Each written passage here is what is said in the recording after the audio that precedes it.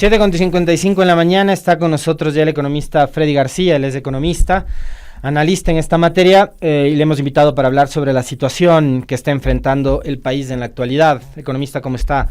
Muy buenos días.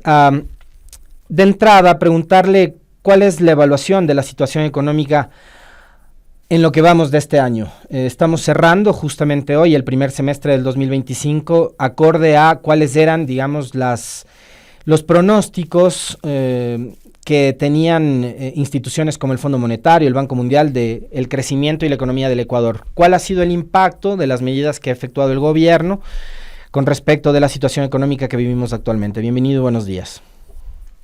¿Qué tal, Alexis? ¿Cómo estás? A ver, en general creo que hemos iniciado una recuperación, ¿no?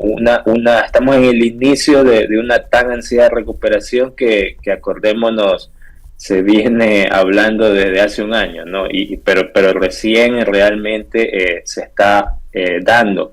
Ahora, esta recuperación, primero que es el inicio y segundo que está bastante frágil, ¿no? ¿Por qué digo que está frágil? Porque realmente tienes apenas un conjunto de indicadores que medio se empiezan a recuperar, ¿no? Como las ventas. Las ventas crecieron en el primer cuatrimestre del año 7%, que no es un número significativamente alto, pero por otro lado tienes otros indicadores importantes, como por ejemplo el crédito, que sigue creciendo a la misma tasa de hace un año prácticamente. Y tienes otros casos peores, digamos, como la tasa de empleo adecuado, que sigue prácticamente igual, no solo con respecto al año anterior, sino en los últimos años, o sea, ha permanecido prácticamente igual, ¿no? Recientemente el Banco Central lanzó una proyección de que en el primer trimestre el Producto Interno Bruto estaría creciendo alrededor del 3%.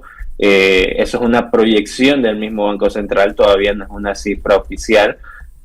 Enhorabuena si se da esa tasa de crecimiento en el primer trimestre. Yo creería que sería menos, pero enhorabuena si llegamos a esa tasa de crecimiento. Esa tasa de crecimiento, incluso aún si es el 3%, todavía es una tasa baja, ¿ya?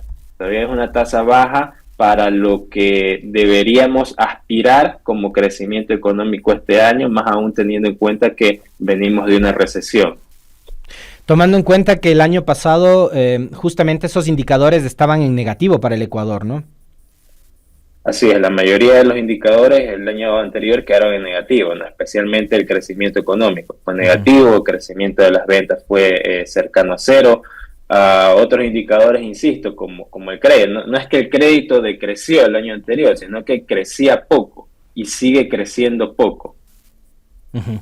Ahora, economista, usted mencionaba el hecho de que, y lo ha dicho también el presidente Noboa en las últimas intervenciones que ha tenido, en las pocas, ¿no?, entrevistas que ha tenido, que ha habido un crecimiento, no sé qué tan importante, en cuanto a las ventas. ¿Eso qué significa? Porque la situación, digamos, que uno ve en el día a día es que hay cada vez menos capacidad de ahorro, que al ecuatoriano le cuesta cada vez más llegar a fin de mes. Los gastos a partir de el incremento del IVA, por ejemplo, se han disparado, los costos de la gasolina de igual manera, y eso implica que la gente tenga que gastar cada vez más. Entonces, ¿cómo hay que entender ese fenómeno de que a pesar de ese impacto que han tenido, incremento de IVA, incremento del precio de los combustibles, la gente esté consumiendo más? O la pregunta es, ¿en qué está consumiendo la gente? A ver, dos cosas. Lo primero es que el número no es tan significativo, ¿verdad?, como aparenta, ¿no? O sea, es un crecimiento. En el primer cuatrimestre hubo un crecimiento del 7% en las ventas, que no es un número mayor, ¿no? Es un número realmente conservador. Ahora, dado que todo el año anterior fue bastante volátil, con decrecimientos, crecimientos muy planos, muy cercanos a cero, claro, un crecimiento del 7% es una gran noticia.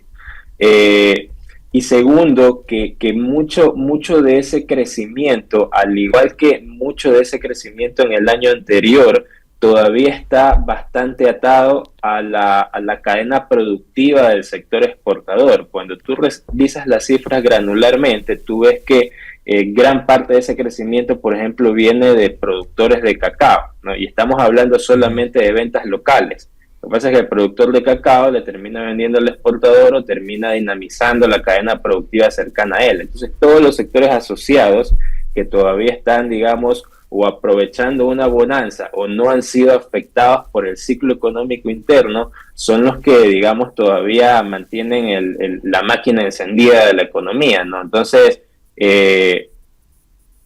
eso es, ¿no? Tampoco es que es cierto de que todos los hogares en el Ecuador están de picada, ¿no? Sí, sí hay un cierto porcentaje de hogares de que todavía tiene capacidad de consumo, pero evidentemente no es no es una super capacidad de consumo que se ve en las ventas, ¿no?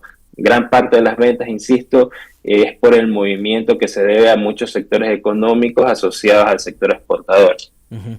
¿Y eso cuánto ha ayudado, por ejemplo, a la situación del empleo en el país? Digamos que hay sectores en el ámbito agrícola que han experimentado una suerte de recuperación porque el precio, como el caso creo que el caso más claro es el del cacao, el precio a nivel mundial ha tenido una evidente mejora. ¿Eso ha impactado a nivel de generación de plazas de empleo o no? Lamentablemente no. No ha impactado en una mejora en el empleo. Digamos, esta suerte que hemos tenido a nivel de exportadores tampoco está impactando en el empleo la leve recuperación que estamos teniendo a nivel local. Y la razón es, ya muchas veces lo hemos dicho, ¿no? El empleo en Ecuador es bastante rígido, seguramente por todo el marco legal que lo acompaña. Entonces, tú ves las cifras de empleo y están estáticas. Tú graficas el empleo en una línea de tiempo, en una serie de tiempo, y es estático, no se mueve. Ni el empleo adecuado, ni el desempleo, ni el subempleo, todos esos indicadores principales, que son los que se usan regularmente para tomar el pulso del mercado laboral, han permanecido estáticos, siguen permaneciendo estáticos. En el último año permanecen estáticos. La última cifra, que es la de mayo, si no me equivoco, el INEC la lanzó ahora último, y el INEC explícitamente dice no hay un cambio significativo en el empleo, ¿no? Uh-huh. Entonces tenemos una suerte de leve recuperación, pero el empleo sigue prácticamente igual, y eso es producto de prácticamente toda la regulación laboral que tiene entrampado a todo el empleo y no lo deja crecer. Uh-huh. Ahora, en el caso de los jóvenes, ese impacto en cuanto a empleo, ¿qué efecto ha tenido? Porque, digamos, el gobierno durante su primera etapa, yo recuerdo hace un año más o menos, calculo, había una campaña publicitaria muy invasiva que tenía que ver con empleo joven, y ellos hablaban de la generación de más de 100,000 puestos de empleo para jóvenes. Después vino una oferta laboral para jóvenes de igual manera durante la campaña electoral, y algo de oxígeno les dieron. ¿Qué ha pasado con el empleo joven? Yo creo que el impacto de esas medidas no se evidencia de ninguna manera en las cifras oficiales, ¿no? Y de nuevo, o sea, el empleo joven, de hecho, tal vez es incluso más afectado, negativamente hablando, dentro de todo el segmento de la población económicamente activa, porque a la final las personas que tienen más edad son las que actualmente suelen tener empleos estables, empleos atados a la seguridad social, etcétera, mientras que los jóvenes todavía están en un vaivén, una suerte de vaivén dentro del mercado laboral.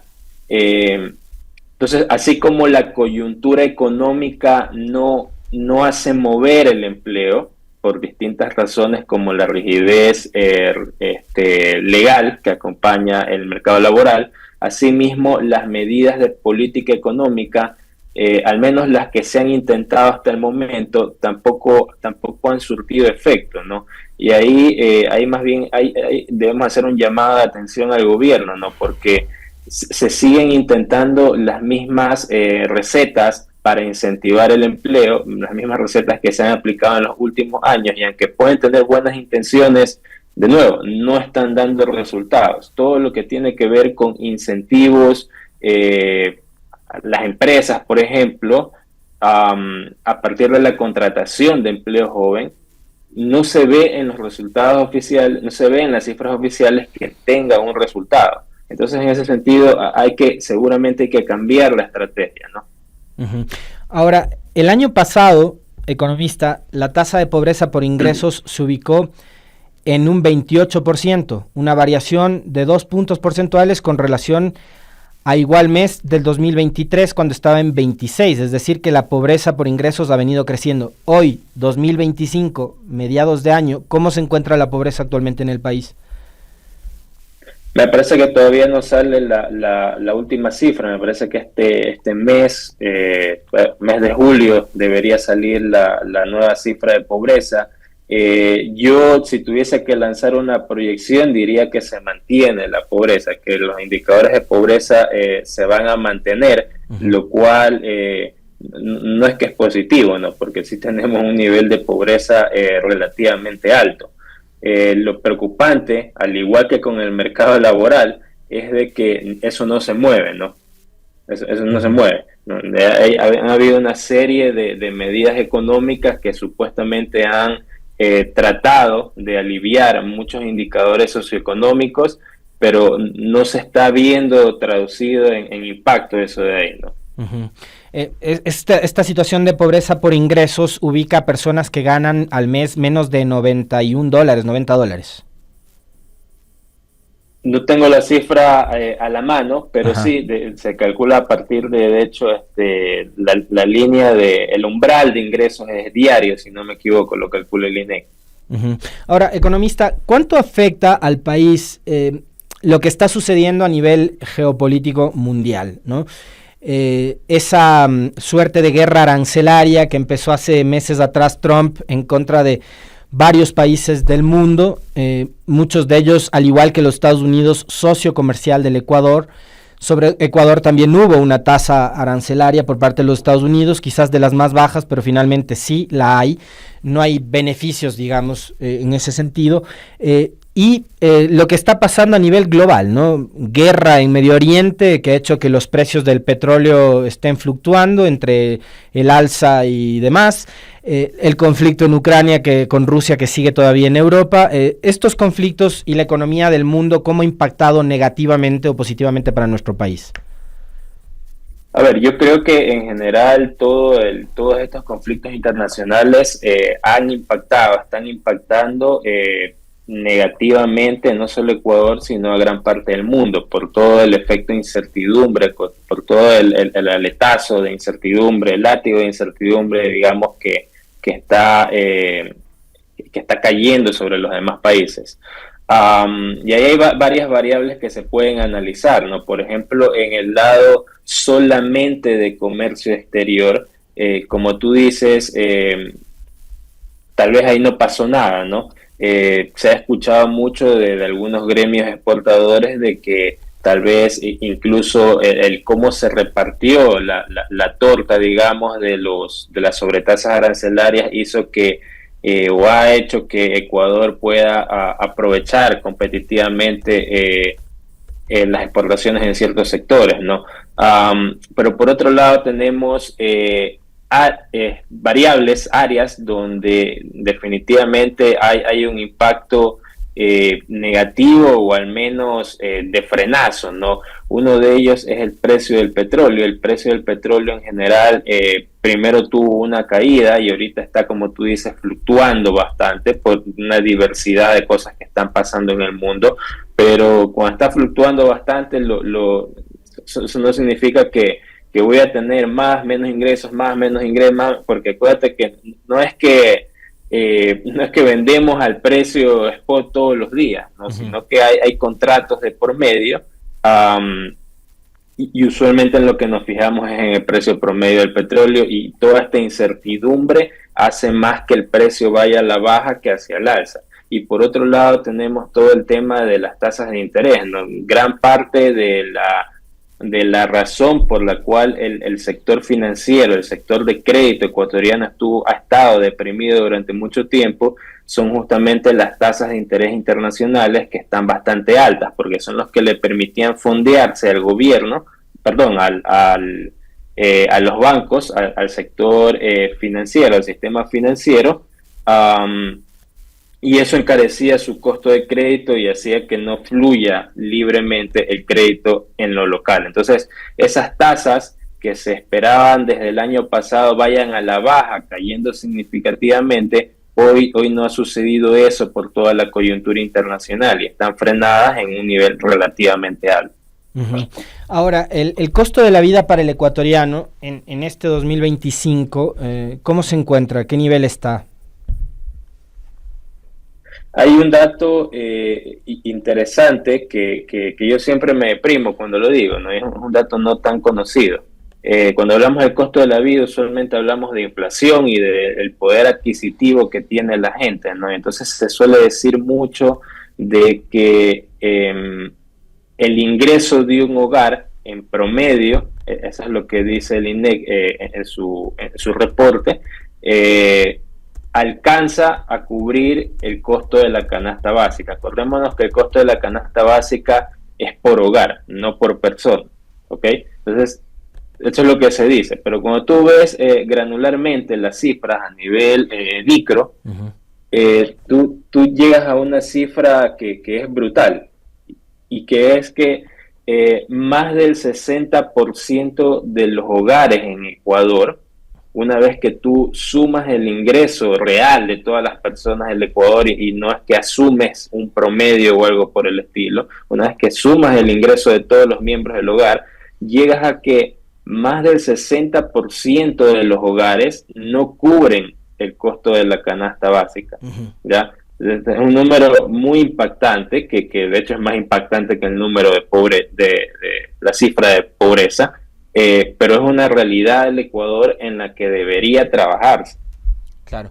Hay otro. A veces nos hemos como que un poco autoengañado, ¿no? Que la inflación no es un problema en Ecuador. Sí, puede ser, no puede no ser un problema en el sentido de que hago política económica y la inflación no se dispara, pero eso no deja de ser cierto de que Ecuador sigue siendo un país caro. Así es. Lo que pasa es que los precios no se disparan, no crecen brutalmente todos los meses, pero sigue siendo un país caro Ecuador. Uh-huh. Digamos especialmente para los vulnerables, ¿no? Que es una de las ventajas de tener dolarización, ¿no? Del control. Claro, tuviéramos pero. Exactamente, economista. Ahora, ¿ha habido productos que han experimentado, en cambio, sí, bajo esa lógica, alguna suerte de, digamos, más allá de lo que ha ocurrido con la gasolina, por ejemplo, que tiene que ver mucho con los mercados internacionales, pero productos de consumo interno que sufran, como por ejemplo en estos últimos días, el verde, increíblemente, el verde ha experimentado un alza. Algunos otros productos del día a día que la gente los necesita, los consume, que ha hecho que la situación se encarezca. No tengo en mente un producto en particular. Ciertamente hay ciertos productos que, como tú dices, forman parte de la canasta de consumo, no le llamemos como el INEC, no, ni básica ni vital, ¿no? Pero uh-huh. Del consumo, de lo que todos sabemos, que el verde es parte de la canasta de consumo principal, digamos, de todos los ecuatorianos.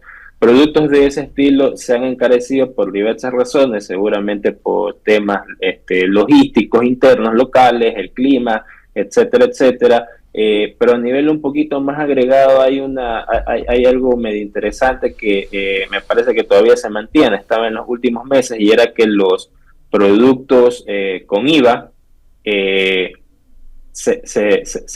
tenían precios que se mantenían prácticamente o estaban casi que al borde del decrecimiento, mientras que aquellos productos que no graban IVA iban aumentando su precio, ¿no? Uh-huh. Entonces uno podría especular que esto justamente es por una especie de efecto sustitución que hay entre la población tal vez más vulnerable y más sensible ante, por ejemplo, el cambio que hubo en la tasa del IVA, ¿no? Entonces la gente dejó de consumir cosas un poquito más caras y se volcó a los productos básicos, que son justamente los que no pagan IVA, ¿no? Uh-huh. Entonces, cuando aumentas la demanda, tiendes a presionar el precio.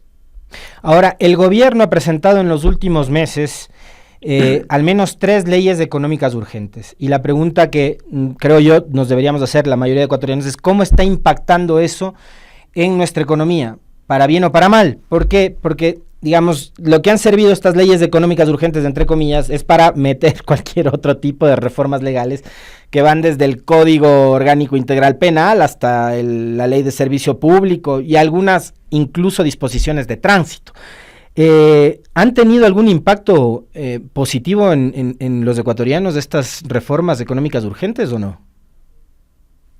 Mira, no sé, yo no soy el llamado tal vez a decir si han tenido un impacto en los ecuatorianos a nivel general, como tú dices, son muchos temas, pero a nivel económico al menos, sí te puedo asegurarle que difícilmente eso ha tenido impacto. Tampoco creo que realmente se buscaba tener un impacto en lo económico, no creo que eso ha sido más bien manejo político. Seguramente con buenas intenciones, digamos, tengo toda la asamblea y tengo la oportunidad de incluir una serie de reformas legales que me van a ayudar a gobernar, más allá si la discusión es si es bueno o malo, es otra discusión, pero creo que en ese sentido el gobierno sí lo tiene claro, no más allá de la comunicación. Yo creo que en ese sentido tanto el gobierno como todos los ciudadanos, como todos los que hacemos opinión, tenemos claro de que, a ver, eso no ha buscado dinamizar realmente lo económico. Tampoco se ha visto que ha impactado en lo económico, pero creo que sí, evidentemente, me parece un problema, un desperdicio que teniendo mayoría en la asamblea no se empiecen a enviar reformas clave que realmente van a cambiar el tablero económico. Entonces, todo lo que se ha hecho, como tú mismo lo dices, han sido reformar cuerpos legales que nada o poco tienen que ver con la economía como tal, o se han hecho cambios usualmente atados a lo fiscal, ¿no? Que más allá de impactar en lo económico, eso lo que sirve es, digamos, para salvar la olla, para parar la olla este año o en los próximos meses. Porque en la Ley de Integridad Pública se incluyó una disposición transitoria 13ª en la que se plantea una remisión de intereses, multas y recargos, costas y recargos, ¿no?, en el pago de obligaciones tributarias, y eso podría significarle al país sí resignar el cobrar los intereses a los deudores, grandes deudores que tiene el Servicio de Rentas Internas, pero a través de esa condonación, por lo menos empezar a cobrar lo que deben y que le ingrese algo de plata al erario nacional a través del pago de impuestos. Claro, de nuevo, medidas que buscan parar la olla este año, digamos, ¿no? Tener algo de recaudación adicional a la que ya se preveía. Ahora, la medida de remisión tributaria para mí es algo que no es lo correcto en este año. Estaba pensando un poco mientras hablabas de cuántas remisiones ya han habido en los últimos años y ya perdí la cuenta, la verdad. Han habido algunas remisiones en los últimos años, no solo en este gobierno, sino en el anterior y en el anterior. Entonces, eso envía la señal de no pagues tus impuestos, ¿ya? De no pagues tus impuestos o atrásate porque no pasa nada. Entonces, es una pésima señal para el sistema. Claro, es un muy mal mensaje. Le queremos agradecer al economista Freddy García por haber aceptado la invitación a este diálogo para hablar sobre la situación económica del país. Un fuerte abrazo. Gracias, economista. Gracias. 8:19, hacemos una breve